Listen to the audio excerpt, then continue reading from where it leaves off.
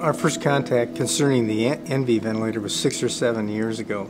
He wanted to know what I would wish for if I could have a ultra-modern, futuristic ventilator. Most designs were large, ponderous ventilators that were difficult to move, difficult to process, difficult to handle. And I was more interested in practicality.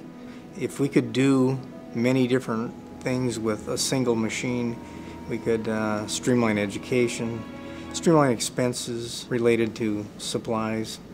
We could maybe even save time for our therapists, and that's indeed what we ended up with. The first week that we had the Enve fleet in use, we had to move an entire intensive care unit to another building. We had a lot of critical patients on ventilators and bilevels, and the move went brilliant. It was extremely fluid.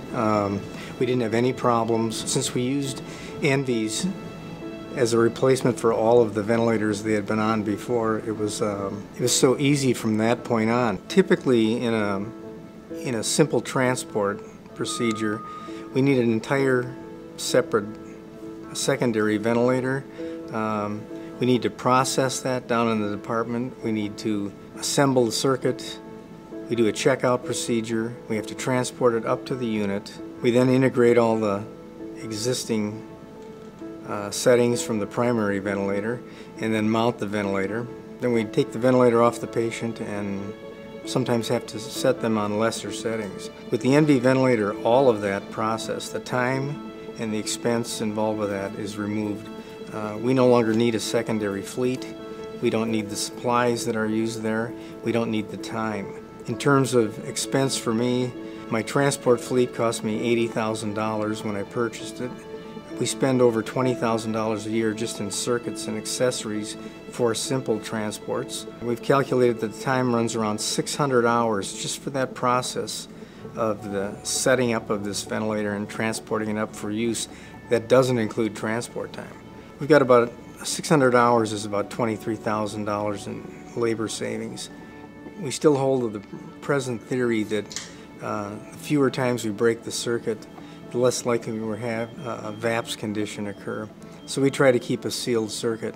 Anytime we're transporting these critical patients on a transport ventilator, we're breaking the circuit routinely.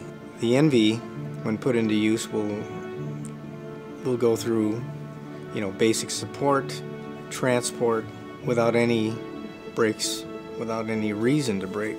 If we have a patient in bilevel, it's very easy to convert them to conventional ventilation. We just have to intubate them and make a small adjustment, and it's done. There's no secondary equipment involved, no secondary personnel. It's done quickly and efficiently. Studies on ICU ventilator patients show that by decreasing sedation and increasing mobility in appropriate patients, the length of ICU stay drops, days of ventilation drop, and a higher percentage of patients return to their pre-ventilation level of functioning. In addition, while in the hospital, mobile ventilation patients enjoy more independence and require less nursing time. Using the Enve, it takes less staff, less time, and less trouble to get patients up and moving with no interruption in ventilation support. The weight of the Enve, a 9.5-pound ventilator, is relatively easy for any of my staff to move. Our past experience with 4 generations of mechanical ventilators, we've had a lot of back injuries. Even as the weight's diminished to 160 pounds or so, we still have injuries. The Enve turned out far better than I ever thought possible.